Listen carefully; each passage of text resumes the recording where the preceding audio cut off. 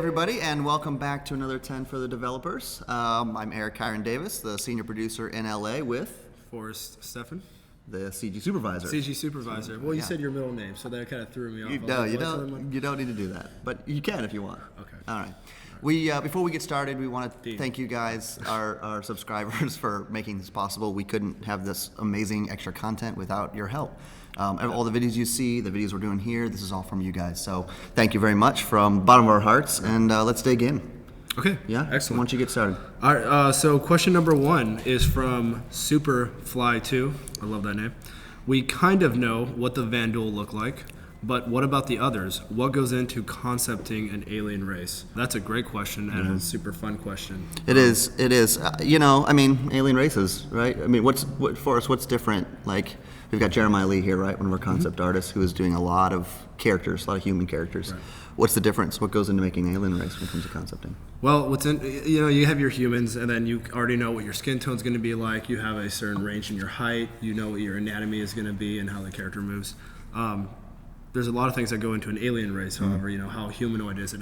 Does it have 4 legs? Does it have 2 legs? Yeah. How are the legs shaped? How does it move? And so I think a lot of the times you get your inspiration from real life creatures and real life animals, and then you start kind of merging them together to create like new species. And then you also have to kind of think about what kind of environments do they live in? What kind of worlds do they live in? Yeah. That way you kind of start understanding how their skin tone works, because their skin tone will probably evolve differently based on their environments, right? So, in more icy environment, you're probably going to have more hair and stuff like that. In a hotter environment, you're probably going to have, less hair, right? So, and then the colors of the skin tone, and then how do you want the skin tone to react when light hits it? Do you want it to be more like deep underwater jellyfish, where it kind of can absorb light and then be semi-transparent, we can kind of see the inner workings of what's happening? Or is it going to be rough and tough, and kind of feel more like you can't penetrate the skin, And so a lot of those questions are kind of asked when you start introducing alien races. So it's a super fun thing to create. And I would say on the production side, it doesn't really change much. I mean, you and I have been developing or working hard on this, really establishing design, sit down and put their designs together before we even start concepting, right? These guys, there's a lot of great things that they can come up with as conceptors. They're brilliant, very creative, but the designers tend to know, and the writers know how this fits into the universe. So like in the 10 for the writers, I'm sure they talked about this, and the designers, but that you get all of that content that Forrest was just talking about before you even really get into making the image. There will, I think, be some back and forth, right? Like, that doesn't really make sense, or I want to dig into that more, or I have some ideas, and that's totally cool. That's where the back and forth goes. And you're always going to find a limitation in the tech, right? Yeah, you're going to potentially have to write new shaders to react, to determine how the skin reacts to the lighting and stuff like that.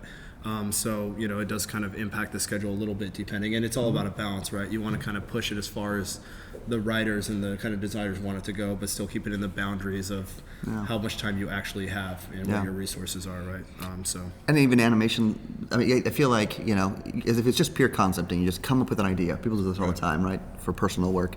But in this environment, then once you get that concept, you would take it to the animation director and say, what are my limitations here in the system as well as what you need? And that may even go back and make a tweak based on that. Do I need a brand new rig? Yes, exactly. How are we going to motion capture this? That's the other thing that gets really interesting, like we did with the Vandal, right, is the motion capture. Like, how do you have humanoids move and, talk like these creatures, right? And so you got to kind of be creative, and you got to kind of almost build these like sets, like these suits and stuff that they could potentially wear to see like if they're taller, or like how do they move, and it's a tricky thing, but it's one of the funnest things, right? Is it really allows you to be creative about the process.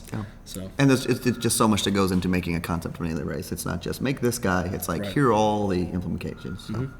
All right, next question. And hopefully we'll have languages or something. Hopefully we'll have languages. Maybe. Maybe. All right, question number 2 from Daz. Good name. I like that name. Daz. With the recent remodel of the constellation taking 8 to 9 months, can you discuss any process improvements that were made during that time, and how long would a similar ship take? Will any further iterations be made, such as a bottom turret bar in the middle of the view screen? Hint, hint. We get it. How long would you imagine the process to build out the constellation variants take? That's a good question. I think we learned a lot in the constellation. So this is, I think, V3. of the constellation, right? But we've talked about this in many other ship pipeline discussions. Every time you do this, you learn more about it, you get better at it, you build more to kit bash and to build those faster. So I think this last one was great. Josh Coons and Chris Smith were leading the way on the constellation. It looks gorgeous. We did a lot of work for it out here. Daniel Kaminsky did all that, weeks and weeks of UVs that we needed. Yeah, he did a great job, and it made a really cool looking ship. So I think we learned even more on this round that is going into the pipeline document that's massive, and I think it may even been shared out at this point. It's just it's a huge process, and then will iterations be made? We're making a game. This is a creative world. Of course iterations will be made, right? Like, we're going to limit those iterations so that we can keep making other content. But yeah, I mean, you always want to go back and improve things and make things better, right? Right, because, I mean, when we started and, I was around when they were making the original constellation, it's the first time that you build something, I mean, that's almost your prototype, right? It's the first time you figure out how everything works. And then you kind of go through and then you start improving it and figuring out, well, this doesn't work, but this works well. And you start figuring out what your actual quality bar is. And then you start getting all these assets and start figuring out in the game engine what your actual limitations are or how far you can actually push it. And then that's how you can really start defining your actual pipeline and defining, okay, this is the quality that we can actually do. This is the amount of time frame that we actually need to do this in, and how can we improve the process to make sure that it fits a production schedule. And so the remodel of the constellation to me is almost like the first time that it was actually done once we figured out how we wanted to build ships. Yeah, and tech. I think the other part of this tech changes. So you prototype that first one. Tech was a certain way, and things may not have changed too much because the foundation's there. But you improve. The same thing happens on the tech side as it does on the art side. So when the tech changes, then the art needs to change how that works, and it's a constant back and forth. So yeah, and to answer the question, bought a turret bar in the middle of the screen. I mean, we learned a lot of things flying those ships. We learned, it's really easy to make a cool looking cockpit, but then all of a sudden, you don't have that field of view that you want. One thing that we realized kind of right after those first set of ships is people want to be able to see space in their cockpit, and the bigger the cockpit glass area, the better, and that's one thing that was unanimous about fans. So we were able to start removing things from the middle of the screen and start giving yourself a better view. Yeah, to speak forwardly from the constellation, when we were doing the concept for the Crucible, we talked about it because it had that bar across the middle, and we're like, hey, we've already done this, let's find a better way to trim it up. And the character sits down and you're like, well, that bar's right in my eyes. Yep, and I think it's Tony Zervek called that out, and we were all like, you're right, and it's just those constant reminders of improving. So and then how long process to build out constellation variants. So one thing about our variants is and building the ships is we realized we wanted to keep things very modular and reuse things. And so instead of building one giant mesh, we build lots of little meshes that we piece together, and then we have these kits that we could pull from. So if you have a weapon rack, it's not just a custom weapon rack in a ship, it's a separate asset that was made and then it's placed into the ship. So our ships were starting to build much more like modular levels, which we found was a huge advantage. So when we will do constellation variants, we ask ourselves, okay, how much of this ship is actually custom, and what part of the ship is actually custom, and what parts are already available. So because it's made by the same manufacturer, we'll be able to use kits that we've already made for these variants. So it won't be 8 to 9 months to build a variant, right? Because we're going to have the majority of it already built.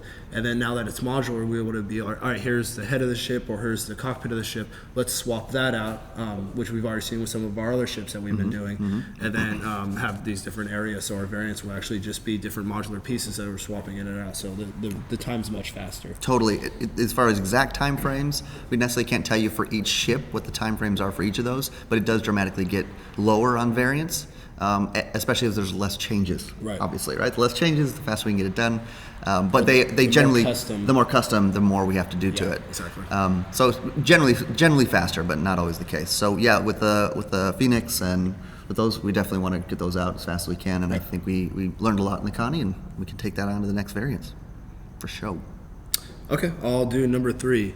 Metal Drum Core. We got the coolest names. These are great. With the new Constellation Andromeda model in-game, how long do you think it will take to remodel the Aquila, Phoenix, Taurus? This question could also apply to any ship and line, such as Freelancer, that are getting the rework. So the reason we throw this one there is it is similar to the other one, but this talks a little bit about the Freelancer, and that's kind of what I wanted to talk about a little bit in this one. This ship has quite a past, right? We've learned a lot from that Freelancer, from when it was here and the UK was working on it. I would love to, I wanted this one kind of for Forrest because he has a lot of history with the Freelancer to talk about. So how does does that change now what we've learned from the Constellation on something like the Freelancer? So it's Right. it's one thing to say a variant of the same ship. It's another thing to say a completely different ship, but it's big. What are the things you learned? The Freelancer was interesting because it had a new set of design requirements, which was specifically in cargo. And so as we're building these ships, they started getting flushed out. Then all of a sudden, the cargo system comes online. Yeah. And it's like, wait a minute, how does this ship actually work with the cargo, right? And so there was a major overhaul that needed to be done with the Freelancer, not just from the visual side, but for actually, getting the gameplay mechanics and requirements down.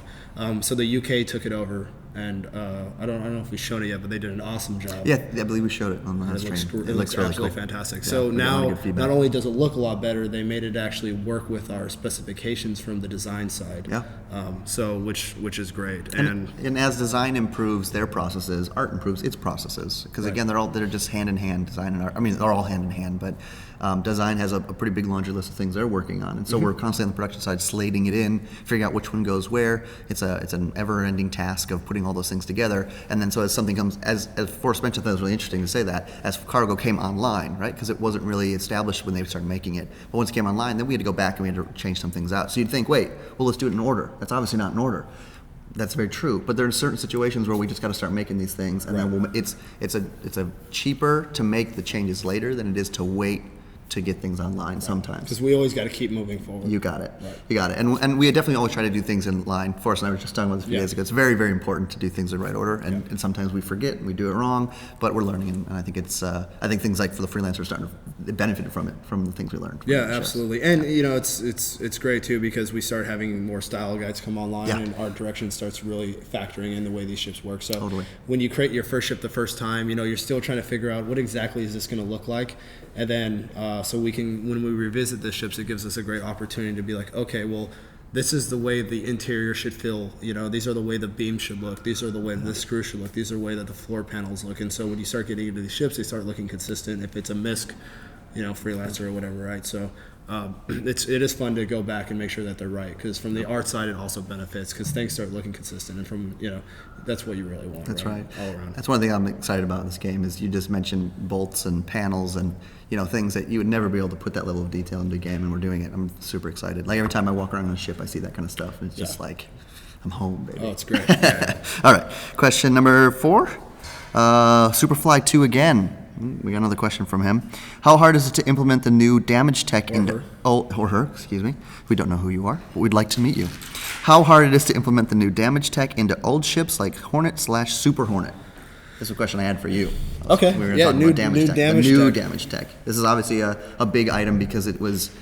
Much like the ship's evolution, damage has evolved as well, right? Our expectations for it, our ability to do it, our tech behind it has all evolved. Yeah, and I think we could take a step back, and that is, why upgrade the damage tech, right? Again, it's a balance of time, functionality, and quality, right? Your basic project management steps that actually define this triangle. That triangle, right? Where you're, and so one thing that we found very early with the damage stuff was it was very labor intensive, and the results were very expensive in game.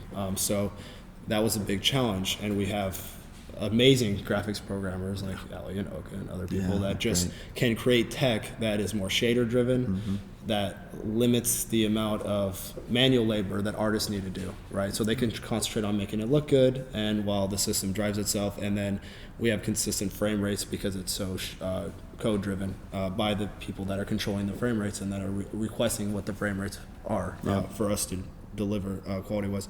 So the damage tech required us to write a new shader that allowed you to, as we've probably all seen, penetrate the ship, so it kind of exposes the insides, which I've learned are called gubbins. Gubbins? The gubbins. So the gubbins is exposing the inside. Yep. And we do, instead of building a ridiculous amount of debris pieces that come off, we more concentrate on building an inner framework of the ship. So when it exposes it, you can kind of see what the inside of the ship kind of looks like before it penetrates all the way through into the actual interior. That's cool. Which is kind of neat. And it allows us to build kits that are these frames. So like as we build new ships and we put these gubbins inside the other ships, we have a gubbins library that we can pull from. And so we don't build a custom frame for every ship. We build these like pieces and then we reuse them constantly. So the previous system required every aspect of the ship to be custom damage modeled. Now it's shader driven, so renders through the mesh, and then we have geo inside of it that's reusable constantly. So that's fantastic. That's great. So it's incredibly hard. No, I mean it's hard. Yeah. It's hard to implement it, but it's so very technical. We've got some very talented people here working on it. Yeah. And then we have new effects and everything that obviously happen. All that. That's great. Cool. Next question. I have a question about characters. Perry Hope. From Perry Hope. Oh, excuse me. Perry Hope asks, I have some questions about characters. We saw in the last ATV an interview with our community manager, Disco Lando, and our persistent universe director, Tony Zurapik, about Nyx.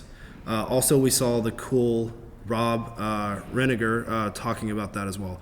My question now is, are you guys also involved with creating some of the characters or crime people we heard? If yes, which one? And what is all involved to get an NPC to us, the backers? Is it like the ship pipeline with concept, backstory, gray box, white box, etc.? How long do you guys need for one character? Then he apologized for thinking of a few questions, which is fine because we can lump them together. And I pulled this question specifically, Forrest and I were talking about it because Forrest is focusing a lot on characters right now in the development and creation of characters, and we may not be able to answer specifically about what's going on next or those ingredients, but we can talk just in general about characters, and I think this is a great, he asked basically, what's the pipeline step? And one thing I was going to speak to after that is, he asked how long a character takes, and 8 weeks ago 4 months ago in our tech, we couldn't have answered that question, but now we can, and it's going to keep going faster. So what are the steps for a character? So the way that we do characters, and I've kind of mentioned this a couple of times, but now it's really set in stone, and we're actually implementing it, right, which is great. So we build characters very differently than most games. We don't build full characters. We build clothing accessories. Yes. And then we have our scanned heads, and then our base bodies.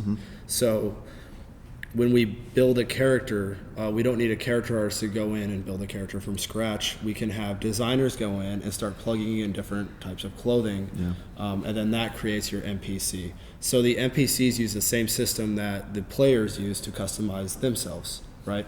So we build wardrobes, and we have these manufacturers and all this stuff, and so we also have this dynamic wear system for clothing to make it feel newer or older. So when it comes to creating characters, crime people, right? You want to create some hooligans or something, right? It's really depends. I mean, it's you take the clothing that you want to stereotype, I guess, as what would be crime, but really what it's about is crime in that universe. What was dictated by our writers and our designers, right? Yeah, but you're really going to have, it's going to be more in the areas that we place these characters, and maybe we have certain characters and we place them in more darker alleyways, and maybe we wear their clothes a little more so they're not quite so pristine. And then that's what gives you the illusion that these characters could potentially be, be committing crimes, right? So it gives our designers the ability to create these characters without needing our character artists actually to do it. It's cool. And it's a very unique idea of saying, if I put these 5 pieces on a character, it means they're from this class system, they're from this planet, they're at this place in their life. There's all these cool things that go into it. Instead of saying, I'm going to make the crime person here, that's the only one you can use. It's like, if I go up or down, maybe the crime's a little less and more, which is even talked about like on the star map. So it's kind of all blending into that same idea. And you can have crime that,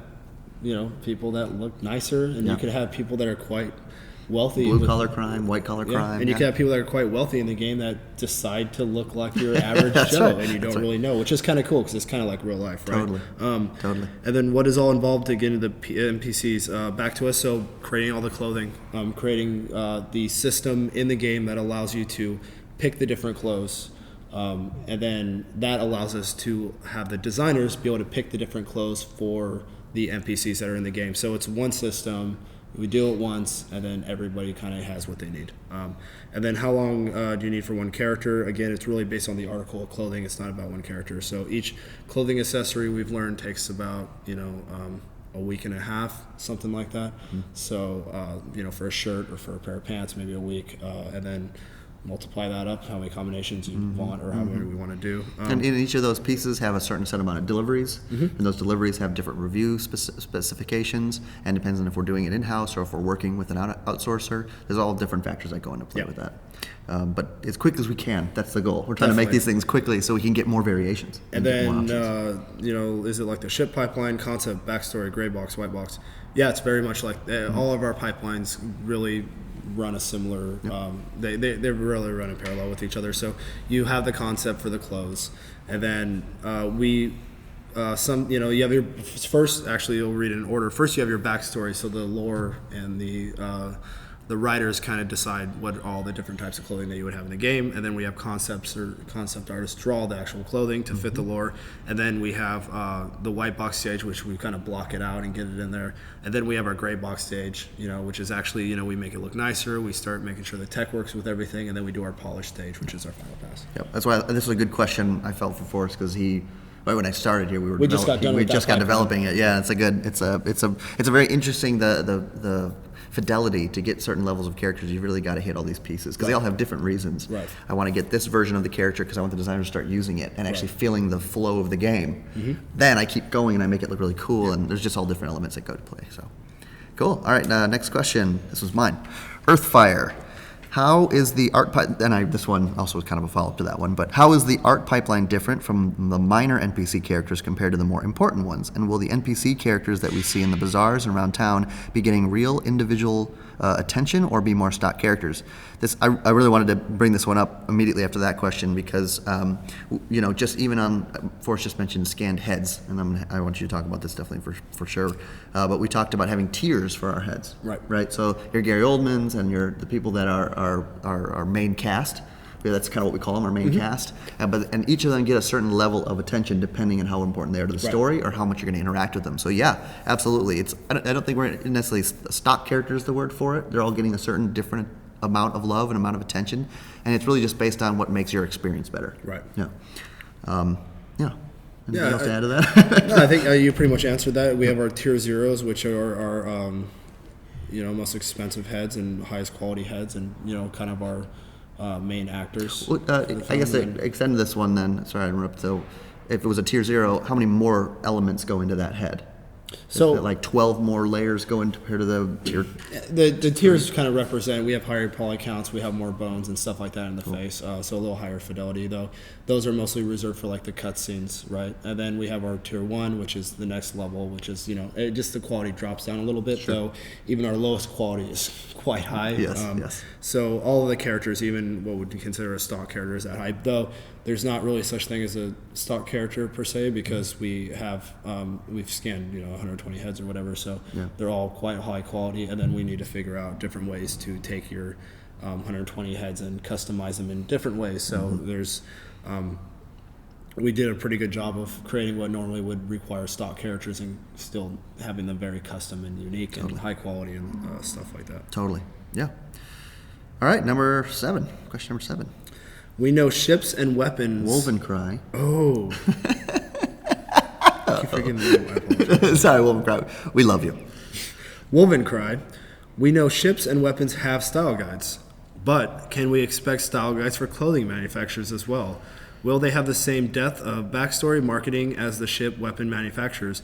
Any idea on how many different clothing brands you're hoping to have for release? P.S. This game's artwork is definitely setting the bar high for future games. To artists, all the artists working on this, keep up the amazing work. Thank you. I agree. All the artists working on this are doing an absolutely amazing job 1,000% across agree. the board. Yeah. I mean, from characters to ships, we have the most amazing artists. They're absolutely incredible. So I can answer that question. I could absolutely answer that question. We do have style guides for clothing manufacturers. That is absolutely a thing. Yeah. Did you put that? Are you Wolven cry? No, I just knew. I just knew this was a great question because it's applicable to exactly what we're working on. No, right it's a great question. It's perfect timing. Wolven So cry. our writers went through and they did create clothing manufacturers. So that's something that allowed us to. We have 19 planetary kind of stereotypical locations. Earth, Terra, and so on and so forth. And then within that, we kind of have these subcategories, which is like the blue collar, the white collar, Then kind of the more rebellious ones, right? Then we have, Frontier, and we have all these different categories. And then under that, we have specific clothing line manufacturers now. So it works exactly like the ships. But the writers all established with all backstory and explained what they were, and it helped inspire the look of them, right? Where they come from. And so you're going to be able to play the game and find manufacturers that you enjoy, because we have style guides that are associated with each manufacturer of clothing lines. And you're going to find, like in real life, there's certain clothing lines that you like, and you're going to want to collect all the clothing. Totally. And there's going to be different stores across the galaxies that kind of fit the lore of why those stores would be there. So it's kind of a fun mini game, wear these clothes and go explore and find new clothes. It'll be exciting to be like, I just found a new shirt from that manufacturer I like, stuff like that. So it is pretty fun. And we have, right now we have 36 manufacturers right now for clothing. Yeah. So that's what we have right now. Which will, I'm sure, grow, because it's the whole galaxy out there. It's the whole galaxy. The thing is, we've got to discover the other planets to figure out what their manufacturers are. So we'll get more as they come online. Yeah, exactly. And you have to discover these manufacturers as well. We won't give them all to you. That's right. Yeah, and we just got our logos made for all the new manufacturers. Yeah. So we'll have signs and all this stuff. So it's fun. It's a lot of fun. Stuff.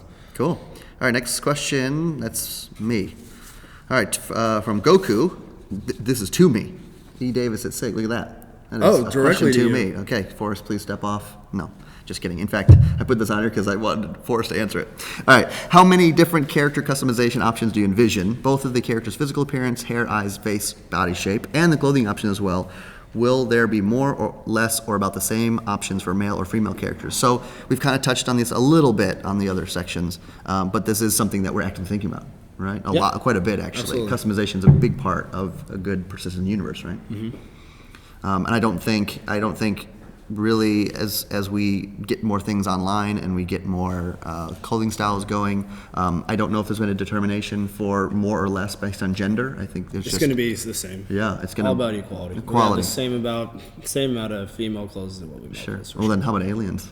That's inequality. That's another fun thing. Yeah, sure, of course. Yeah, they're all equal. Yeah. So they're thinking about all that stuff. Exactly eye shape and all those things based on characters that you're going to get, and you can select that. Yeah. Yeah. So that's something that's still in the R&D phase, is how to customize characters in regards to the actual hair, eyes, face, body shape. Currently, what we're doing is we do have multiple hairstyles that you're going to be able to start swapping through. We have a shader that actually allows you to change the eye color dynamically. So instead of us having to make new texture maps, and it's a lot of labor for the eye color, currently we made 9 different eye colors that are all shader driven that you can kind of cycle through, even though it's not going to be online in the very near future, but it will be. And then it also allows us to create even more without too much effort, other than making sure that we visually want it. Totally. And Forrest said it's our R&D phase. That means we're not only developing ourselves, but feedback. We always want feedback. Yeah. What do you like? What do you want to see? What do you appreciate? Sure, of course. Send it our way. We love that stuff. Yeah. Cool. All right, next question. Whatever happened from to Solus? I was just gonna do that every time. No, I'm gonna do that every time. All right. From Solus Obscuri. Yeah, that's good. Whatever happened to the Retaliator commercial? I remember that was supposed to be finished months ago, but we haven't seen anything. Good question. No. So the Retaliator commercial, you guys saw some commercials early on. So you even saw back in the Kickstarter campaign, it was showing off some of our stuff. The goal of those was to bring to light exactly what we're working on and what we're doing. But we've kind of shifted the way we do that now, right? We do these, we show you in live streams. We've got all kinds of ways to show you the content we're working on. So the Retaliator, as it came to make more sense to go into the multi-crew release, that would be when we'd show it off. So we don't necessarily need a commercial for that. And that's a big part of production is we're always evaluating what the needs of the business are, what the needs of what we're delivering are, what marketing is requesting from us. We're still developing a lot of this stuff, so I know they're always working on it. Sandy's always working with her team and with development, and they're always kind of going back and forth with what makes sense and what would help you guys see the content we're working on. So things change all the time, and specifically with like commercials, which I was working on when I first got here, it was kind of getting the scope of what we really wanted to show and what resources we need for it. Because we want to keep it minimal. We just want to show you the cool stuff with keeping minimal resources.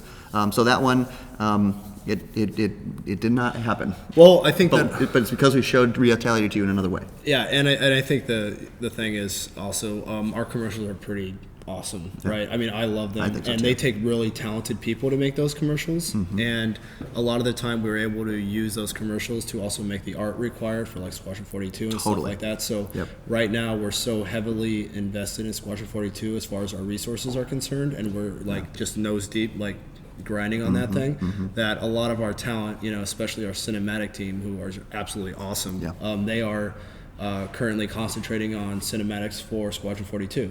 So it's also, a resource thing, 'cause it's not like you hit a switch or just like, here's, some money, go make it happen. It actually requires certain Totally. talents of people. Totally. So good question. Thanks. That was a good poll. That's from a while ago. Yep. All right. The last and final question from Elbro Dark. How it goes with non-humans in the game. Haven't heard anything about Vandul, animals, or other species in a while. We opened with talking about aliens. We might as well close with it.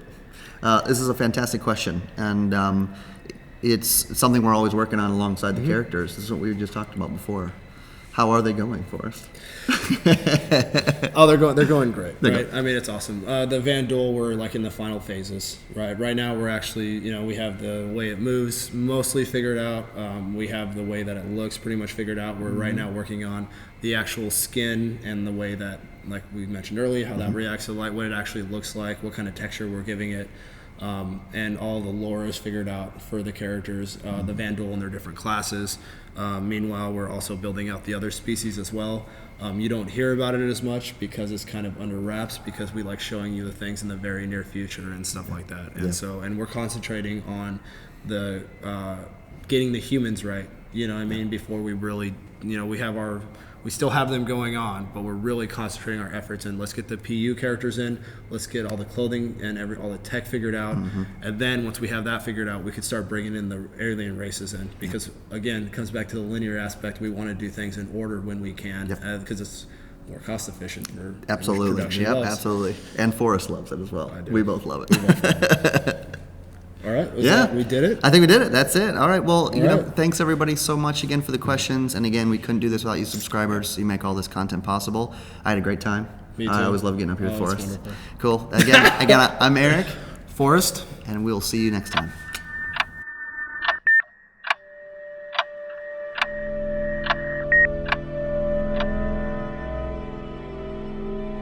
Hey guys, thanks for watching 10 for the Chairman. If you guys would like to see more episodes, go here. If you guys would like to subscribe to our YouTube channel and always keep up to date with all our video content, go here. And if you guys would like to watch episodes of Around the Verse, go here please. And I will see you in the verse. This video made possible by the ICC Stellar Surveyors and subscribers like you.